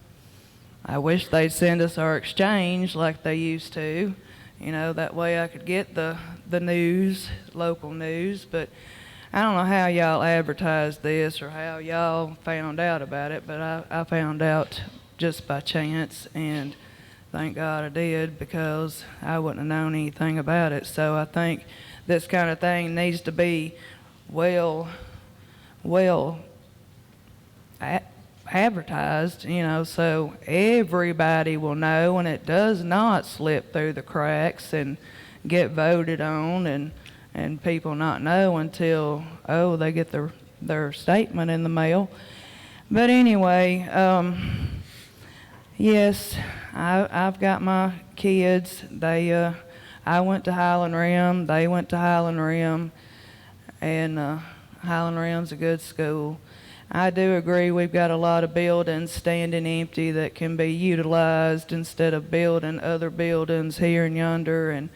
And I watch every morning at 5:30, 6 o'clock every morning, 6 to 8 kids being dropped off at my neighbors that I know live in Taft that are coming over there and getting on the bus to go to Highland Rim that don't supposed to be going to Highland Rim. So you've got that issue, and that needs to be stopped. And I'm along with the other fella. I think I've been paying on my home for 25 years and hope to have it paid off in another 5 or 6 or 7 or 10 or whatever the case may be. But I hope to have it paid off before too long. But the way I look right now is the way I always look when I get off work, because I have worked my fingers to the bone all my life, and I don't have the money to be paying y'all anymore. I pay Lincoln County money all the time, and y'all don't pad my pocket for nothing. You don't give me nothing. You hold your hand out, wanting me to give, wanting me to give, wanting me to give. I don't get nothing. I don't get nothing but a hard time. Nothing but a hard time. You know, I'm afraid I'm going to get pulled over by the police because I'm dodging the potholes on the roads. They're going to pull me over for a DUI. I have called the police because the neighbors with the 20 cars in the driveway like you was talking about over there, they said there wasn't nothing they could do about it. And a little cul-de-sac, you know, been there 25 years. Now there's nothing they can do about it. So, I don't know. I just don't know. But I don't have any more money for you. I ain't got it.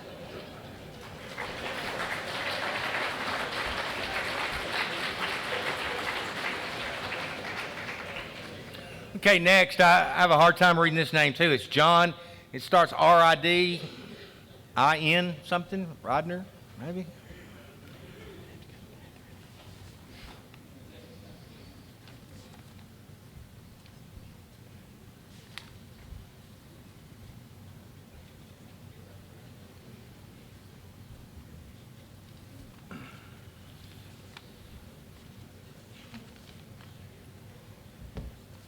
I ain't got a couple things to say, but 40 years ago, we've been paying a wheel tax when they built Lincoln County High School, and we still paying for it.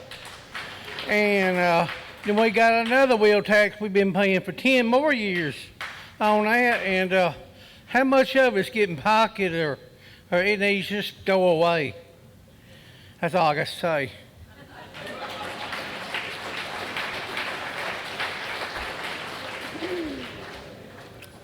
Okay, next is Tammy Painter.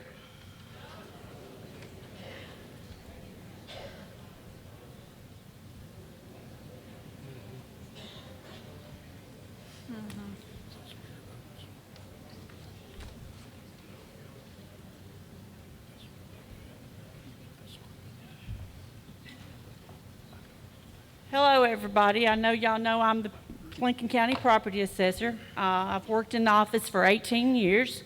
Been the assessor for 3. I can guarantee you I've seen a lot of things and heard a lot of things in 18 years. I see a lot of things that's not right. And my office is open from 8 to 4. Anybody can come in there and ask me anything, and I'll tell you the truth. The elected officials, we have a budget that is given to us. I'm going to say something ugly. I called the state today and I asked them, could I speak tonight? The state told me I can say anything I want to say as long as I don't cuss.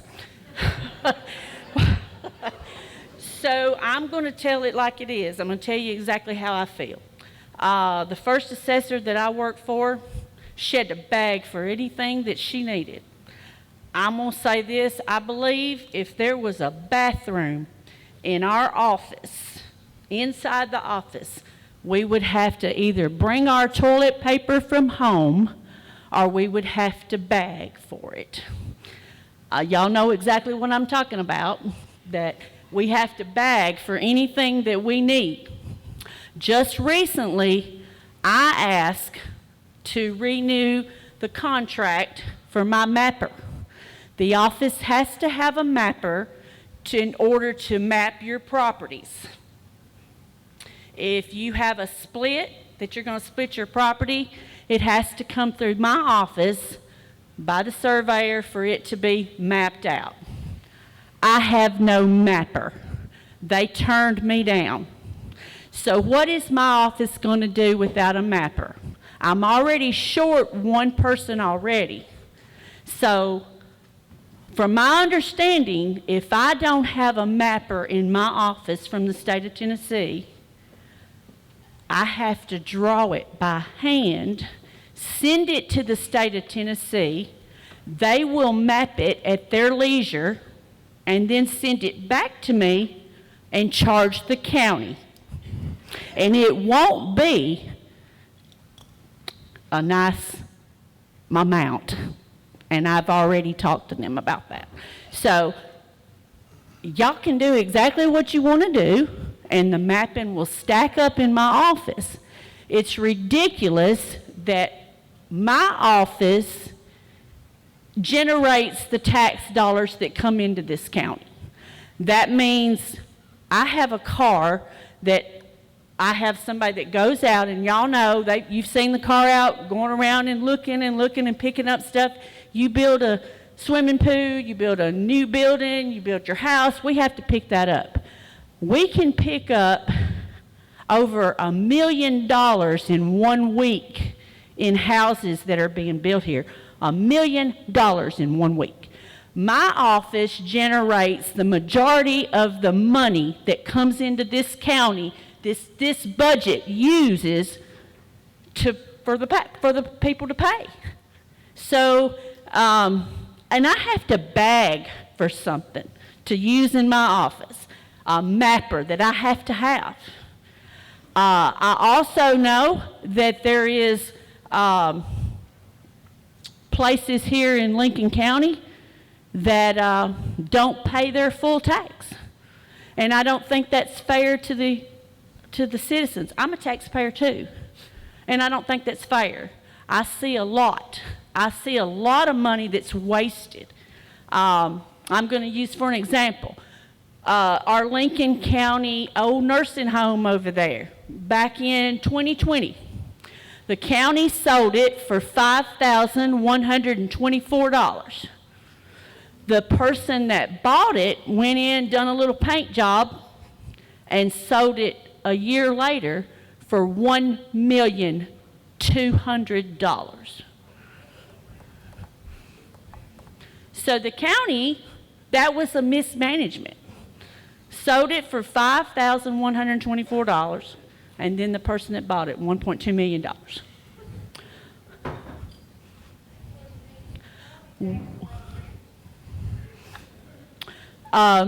We have some factories here in Lincoln County.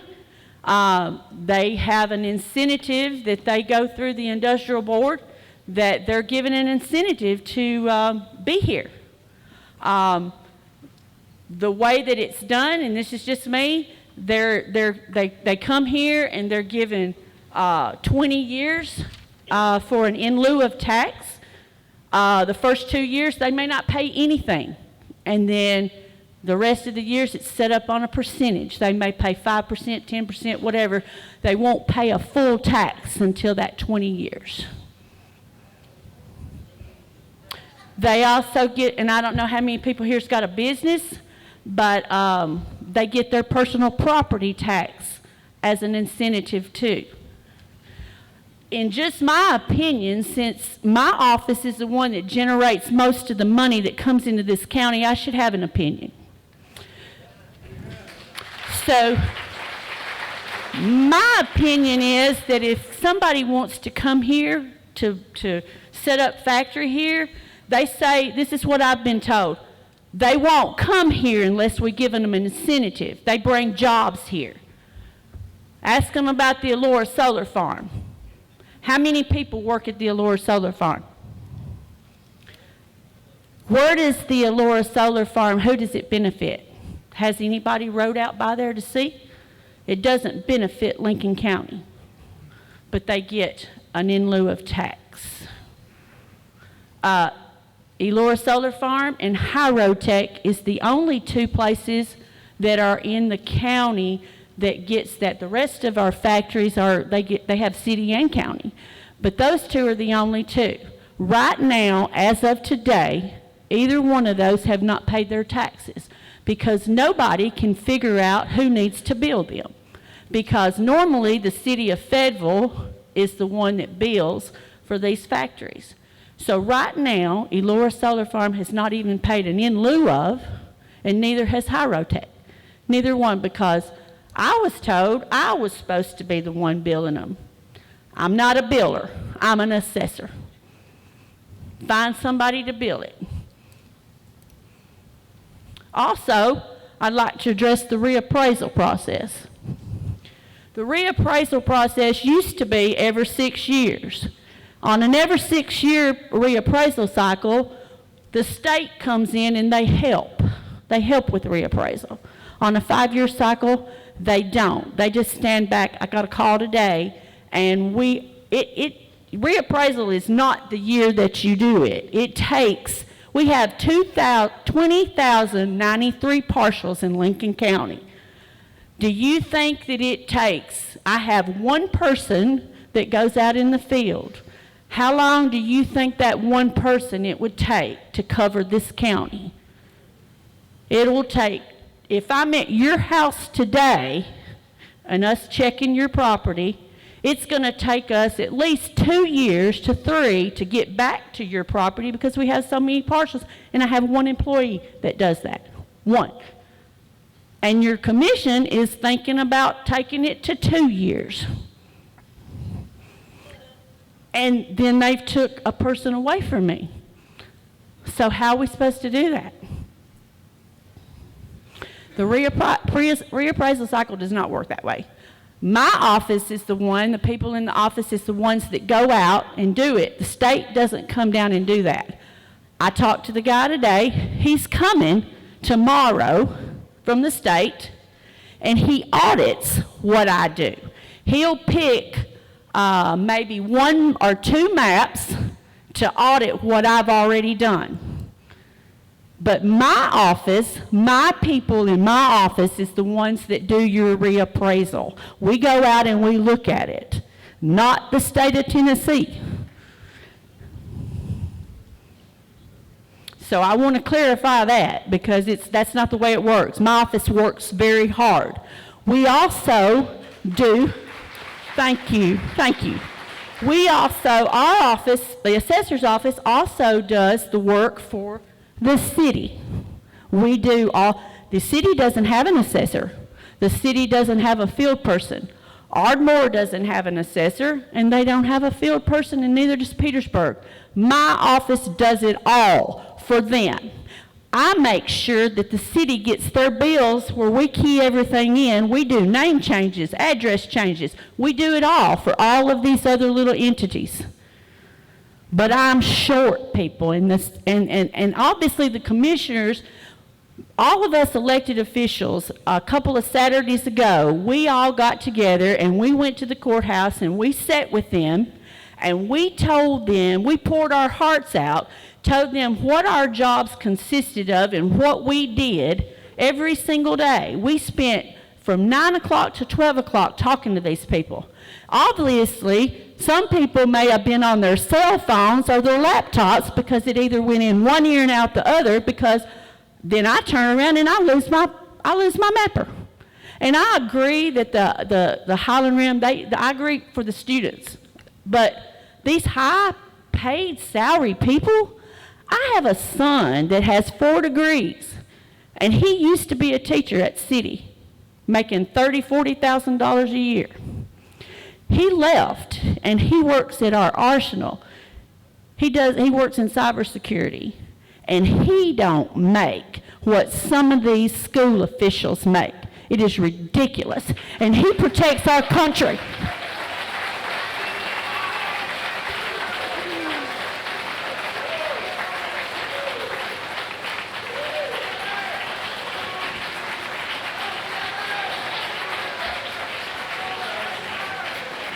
Okay, I think Mike O'Neill, maybe? O-N, there you go. Hello, I'm Mike O'Neill. I'm going to take a little bit different slant to this.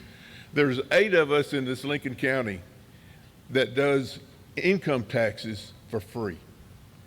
There is a building down, going out, down, I call it 64. Y'all may call it some other street. That is being run, they call it the Lincoln County Senior Center. I'm assuming that there is some money that comes from the Lincoln County Commission that helps support that building. This past year, we did over 600 income taxes for free for the citizenry of Lincoln County. We saved the citizenry of Lincoln County $151,500 of their money. The people that we do the income taxes for are typically your low-income people. People like me that are, somebody said, well, we're retired. So we're on a fixed income. So we do their taxes. These people come in with their property tax. It says, oh, can I deduct this on my income tax? Oh, not no more. The federal government has said, no, we're changing the rules. Unless you have about $30,000 or $40,000 worth of deductions, the normal person cannot deduct any kind of property tax. So we get to see their property taxes as they bring them in, and none of them can use that. We save them $250 a year. That's the average if you go to H&R Block or somebody else, because this April, we got told by the director of the senior center, we're no longer allowed to be there. So they're kicking us out. So now, in addition to this 52% that you're going to put on all of us, the low-income people that I and eight of us do taxes for, they'll be charged another $250. They ain't got it. I'm telling you, they ain't got it. So I want you to just go back and find out, where can we do taxes? Why in the world is the new director of the senior center, that we've been there for 5 years, never had a problem? We even modified our hours this year to accommodate her schedule. But on April the 18th, we got a letter saying, and I'll read it to you. The board, whoever the board is, I don't know, they got a board, I guess. The board met earlier today, and it was decided that with the growth of the center is experiencing, the center would not be available for VITA next year. So our tax money that goes to you, that goes to support that senior center, that we volunteer, we start in December to get certified by the IRS to do taxes. 8 of us. I just don't see the 52% tax that we're going to give on the property to these poor people. They'll be homeless. They'll be homeless.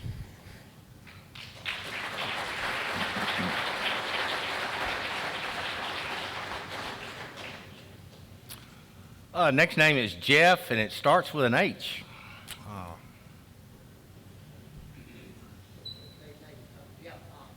Hopkins. I've lived in this county for nearly all my life. I've lived here a little over 50 years now. And to me, it seems like these guys here, I don't know what, they've just thrown common sense out the door. I mean, at my house, if I can't afford something, I don't buy it. I don't buy something and try to figure out tomorrow how I'm going to pay for it. I sure don't go to my neighbor and beat him in the head and take his money like they're trying to do with all the people here in Lincoln County. I mean, my thing is, what it seems like to me is we want to be a big city spender and stay a small town. You can't be a big city spender and stay a small town. I mean, this town has grown somewhat. If you want to go make $9, $10 an hour down here at a fast food restaurant, and then it might be there today and it may be gone tomorrow. Who knows if it's going to stay open? You know, we pay a guy here in this county to bring industry here, and I don't know exactly what they pay him, but I'm sure he's overpaid too, just like the school board director. I mean, you know, my thing is, when a man makes more than the governor of the state of Tennessee for directing the city's education system, I don't understand it. I mean, yes, I know education is real important, and I'm not knocking education. I'm not knocking it at all. These people at Highland Rim, they maybe want a new school. Well, guess what? We got a new school down on the end of the county where I'm at, but guess what? They talked about the roof leak. Well, guess what? The new building, the roof leaks. Who's taking care of that? I don't know. The ceiling tiles are turning brown where the roof's leaking, a brand new building. The kids in the junior high part, when it rains a lot, guess what? They have to go to the grade school to use the bathroom because the sewer system there, the septic system's messed up. Who's taking care of that? I don't know. And they talk about they want a new school. Well, guess what? We got a new school on that end of the county. Just about 19, 20 years ago, they spent millions of dollars on the old school down there redoing it, completely redone it. New windows, new heating and cooling, everything, new floor, new everything there. I doubt saying, I don't know for a fact, but I wouldn't be surprised if they still owe money on that when they remodeled that school. But guess what? Talking about the retirement home here in town, they sold it for $5,000. Well, guess what? Almost 30 acres, maybe a little less, at the old blank school. Well, guess what? They could have built the new school there if they needed property to build it on. But what did they do? They go down here. Everything in this county operates on a buddy system. We're going to pay my buddy twice what this land's worth. It's not, the land's worthless, really. Nothing but a bunch of gullies down there. They go down there and buy this land and build a new school when they could have built it on the property they had at the old school. As far as, you know, that goes, they could have built it on the property they had there. They had plenty of room there. And it would have still actually been in Blanche, not in Taft. You know, you can move the signs all you want to. But guess what? Blanche is Blanche and Taft is Taft. Even though they're right there together, you know, the new Blanche school is in Taft. I mean, you know, that's the way it is. But, you know, if it's overcrowded at Highland Rim, this building right here, I don't see anything wrong with it. Our ninth graders went to school here. And then another thing, wasteful, wasteful, wasteful. You know, over here at the high school, we had to build on over there, spend a bunch of money. I don't know how much they spent, but I'm sure it was quite a bit. We had to build on because our ninth graders going to school over there. Well, guess what? Probably 150 ninth graders. Well, guess what? There's 300 or 400 that left there and went to Pebble City. So why is there not room for the ninth graders at the high school? Wasteful spending, wasteful spending, wasteful spending. That's all it is. And these guys sitting up here, oh, they come pat you on the back. Oh, I'll do this, I'll do that when I get there. But guess what? When they get up here, they get with like the rest of them. Yes, man, yes, man, yes, man. Let's spend their money, spend their money. And guess what? It's easy to spend somebody else's money, but when it's your money, I bet you watch it a little closer, and I bet you these guys do too, because I know a few of them up here. I've known them for years. Most of my life I've known some of them. And guess what? Some of them might have a little money in their pocket, but guess what? They didn't get it by blowing it like they do the people in the county's money. I promise you that. It takes a little common sense and a little budgeting and management. I don't care.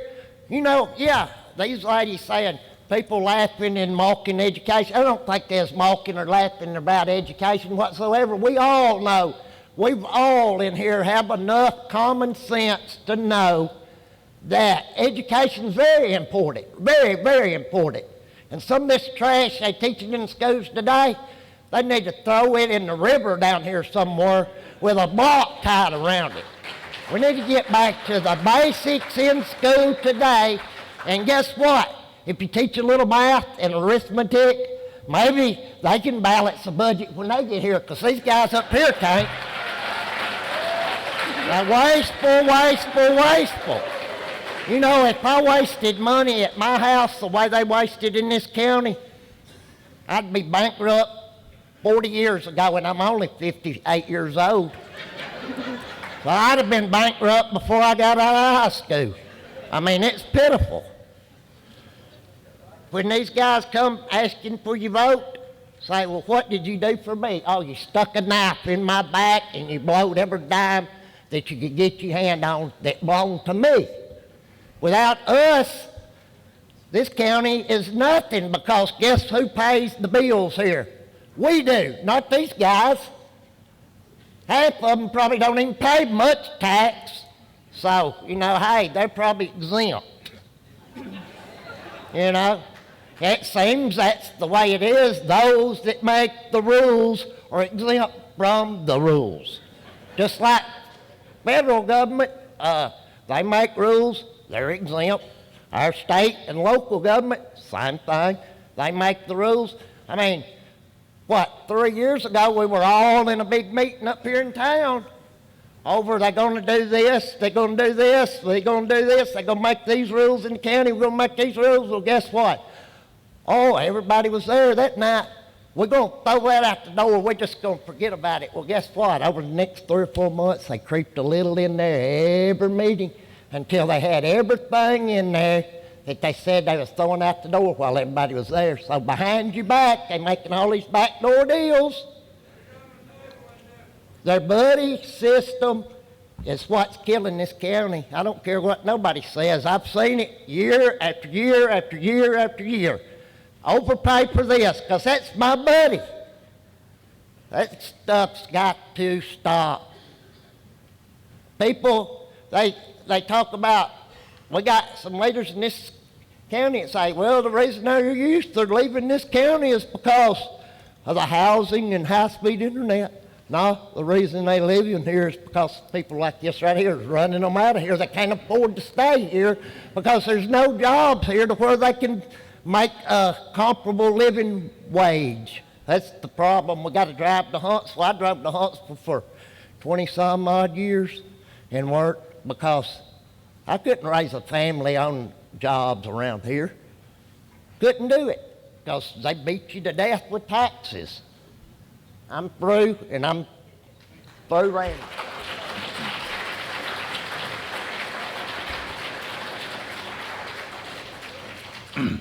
Mr. Jimmy Kincaid, I think that's it. Next.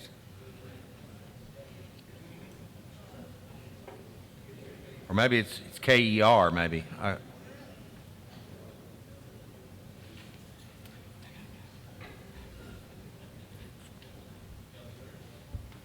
Really? There's another Bill Shelton here. Is that the same one, or is this a different one?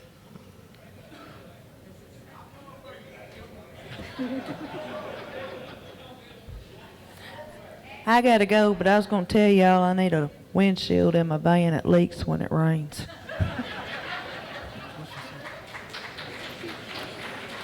Okay, ladies and gentlemen, we don't have a Jerry. It's K-E. I don't know whether that's an N or an R. And like I say, there's another Bill Shelton here. Is there a different Bill Shelton? No. All right. Can't read the next person. It came in, it was a Deb Cox and a Logan Cox, who are not asked to speak, but this person came in right before them.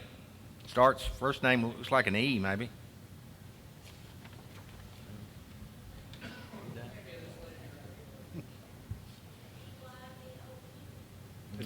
Lana Bradford.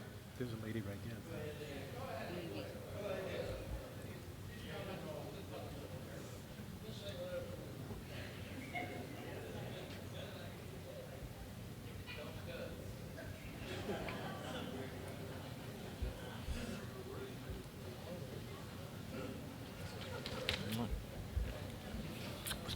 Thank you all for having me. My name is Yvonne. It's spelled E-Y-V-O-N. Last name Hopkins, and I'm following that Hopkins. That's my son. No, I'm just living my golden years. Over the years, I've worked several jobs. I worked 27 years for the federal government. I've worked 22 years for the state of Tennessee. I've worked in flea markets. I've worked at flower shops. I've sold insurance. I've worked hard, and I have just retired my second time. But Lincoln County is my home, and I have lived here since 1974 down at Taft, Tennessee. And I am a Southern lady, so if I speak Southern, just slow down and listen to me. Now, I was divorced back in the late 80s. And my property taxes, after it was reassessed, the farm was sold. I kept a house in 4 acres.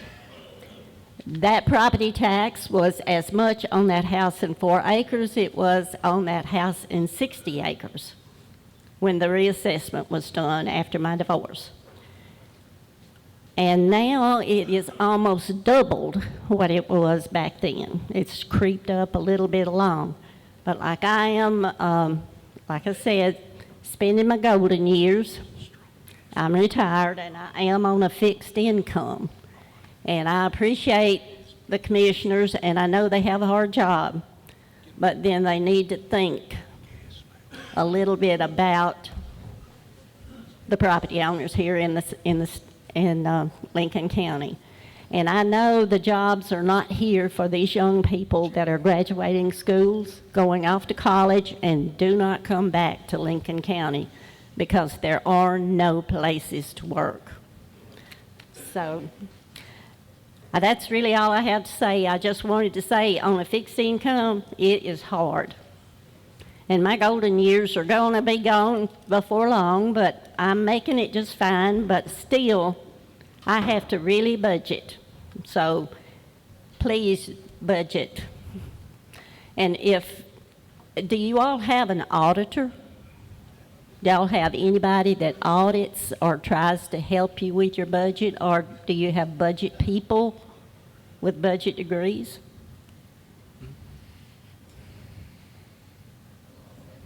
We do. You do? Hmm? Okay. Thank you. That's all I needed to know. Thank you.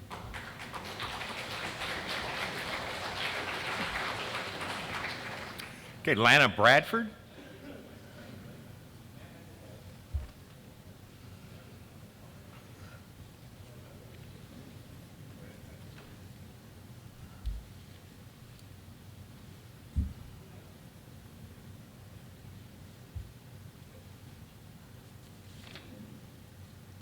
Good evening. My name is Lana Bradford. I was born and raised here in Lincoln County between Harms and Syerston on a tobacco farm, and my mom still owns that property today. I don't want to address anything towards the school system. I think enough has been said towards that. And I'm going to basically read what I have so I'll stay on track and won't take much of your time. And please know that my opinion tonight is not directed at any of you personally, but it is that of my opinion. And I do disagree with your proposal to raise the property taxes. This budget is not in consideration of the people of this county. My focus is thinking about our veterans and our senior citizens. I work a tremendous amount of time and spend a lot of time with our veterans. And my heart goes out to them because of their limited income that they have. I work in a financial institution. I've been in banking for 41 years. Our economy right now is in an inflation, and we're seeing an interest rate environment where rates are going up. But when I sit and think about the amount that interest rates have gone up, 3 or 4% maybe, and you're asking us to accept 52% of an increase in property taxes, I see every day the devastation and the hardship on my customers that just the amount of interest rates that we have to raise, which is regulated, but here we're being told that there's no regulation, we can just increase to whatever we want. And I do disagree with that. I understand budgets. I work with one all the time, but I don't believe this budget is being fair to our county. And I would ask that you reconsider the amount of increase that you're proposing. Not that an increase is not needed, but I do ask that you rethink what you're asking our community to do, because those of us that have moms and dads and family that are senior citizens, we will be the ones to have to help in their time of need. And that's what my focus is on, is our older community, because I'm getting right there. I'll be 61 years old this year, and I'm looking at retirement myself. And I want to be able to pinch my pennies just like anyone else does.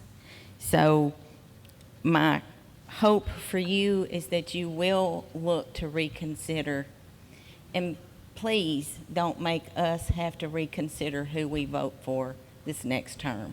Thank you.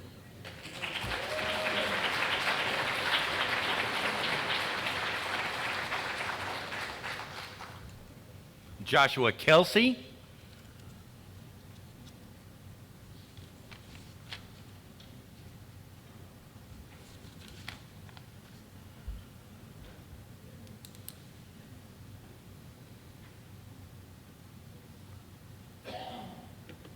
Thank you. I'm Joshua Kelsey. I'm a father of 4 children. I have a 7, 10, 12, and 14-year-old. I'm 35 years old, so I'm probably the youngest tonight to come up here and speak. Maybe there's others that are younger, but I feel like I'm trying to represent a different age group by coming up here. And in doing so, I want to emphasize the fact of it's hard on everybody. I'm trying to build what I can for my family, and and I know a lot of you are older, but I feel like trying to buy a home right now is very difficult. We're looking at interest rates of 6.98. I'm going to be looking at the possibility of no Social Security. Even when I get older, I'm trying to build a 401k, and I'm fighting AI for my job. And all these things, we have to take a look at what is the necessities that we need. And we know we need food, water, and shelter as human beings. I think we know that food prices have increased, and it's really hard to feed a family of 6 on a single income. I don't have a single income. I don't know who's running on a single income my age anymore. Both parents are working. My wife works here at Lincoln County. She's an RN, and she helps deliver babies. But I say it's really hard to try to have a future, to have hope in your future when you have to pay for things that are astronomical. It's hard to build something for your children. It's hard to, it's just hard on all of us right now, and I don't think that raising my property taxes is going to help my children. It's going to hurt me. I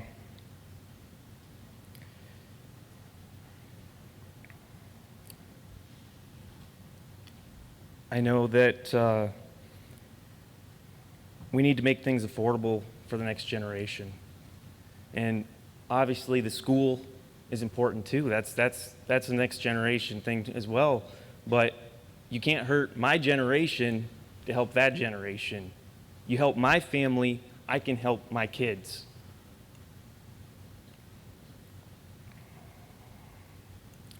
I guess that's about all I have to say, but I just want to make it clear that in order for my kids to have what they need, you got to help me. And I came here to Tennessee 2.5 years ago because I came from Minnesota where taxes are high and I couldn't afford to have a place and live there. So I thought, well, where can I go? Tennessee, it has higher sales tax, but I can handle that. I just buy less. I can't afford to pay more in my property taxes. That's not a choice. So I moved here.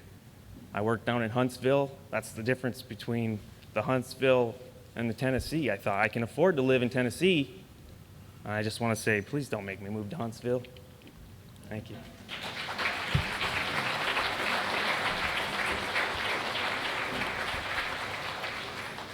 Okay, and the last speaker we have on the list here is Miss Carolyn Ellis.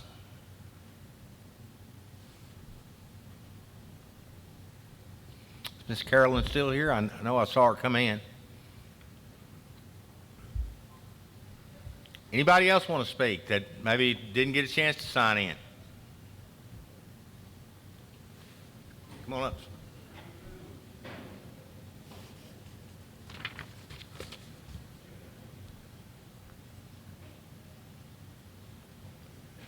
Did you sign in or?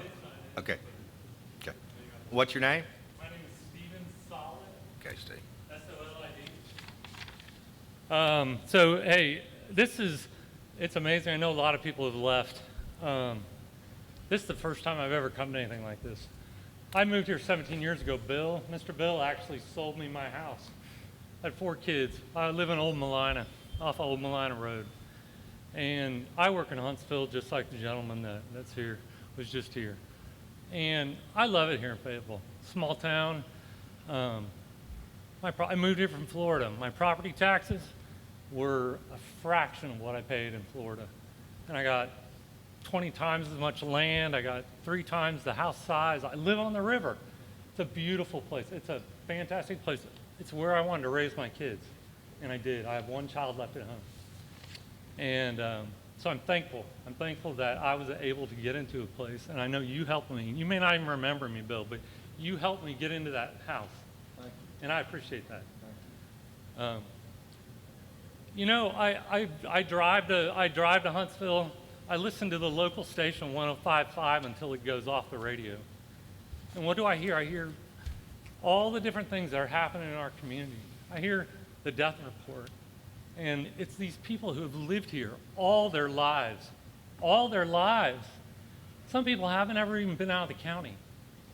And it's amazing to me how, what is going to happen, what will happen. Several of these people have brought that up, but what's going to happen to folks who are been here all their life?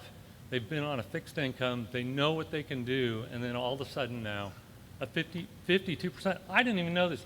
My neighbor who is retired and on a fixed income called me and said, hey, Steve, could you go to that today? Because I don't know that he could come. So like I said, this is the first time I've ever come, and I'm amazed at how many people are here. This should show you guys how important this is. I mean, that this many people came to something, and I don't know who's supposed to be here, who's not. I see some empty seats, and that is disappointing. But I look at this and I say, I didn't even know, and I don't know how many people didn't know, how many people found out. I found out yesterday that we were having this, right? I mean, that's scary. That all of a sudden my property taxes are going to go up 50%, and I may not have even known about it until it already happened. And like I said, it's such a huge amount.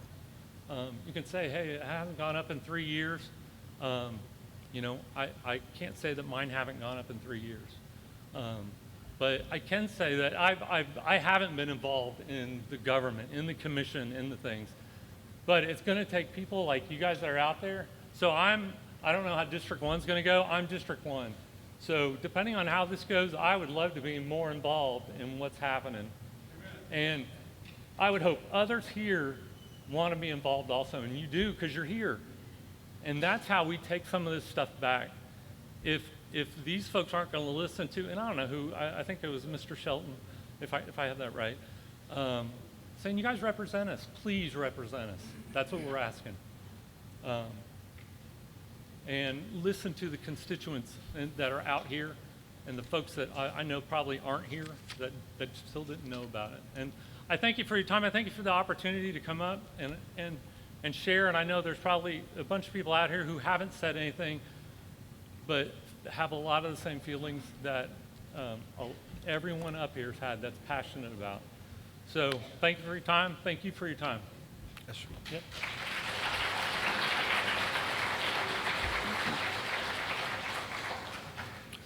Okay, ladies and gentlemen, I appreciate your comments. We thank y'all so much for coming out. We're going to have our regular agenda too here in just a minute. I need to take a 5-minute break here right quick, and then we'll come back and go into our regular June meeting. So certainly, I hope y'all stick around. Start back in maybe 10 minutes.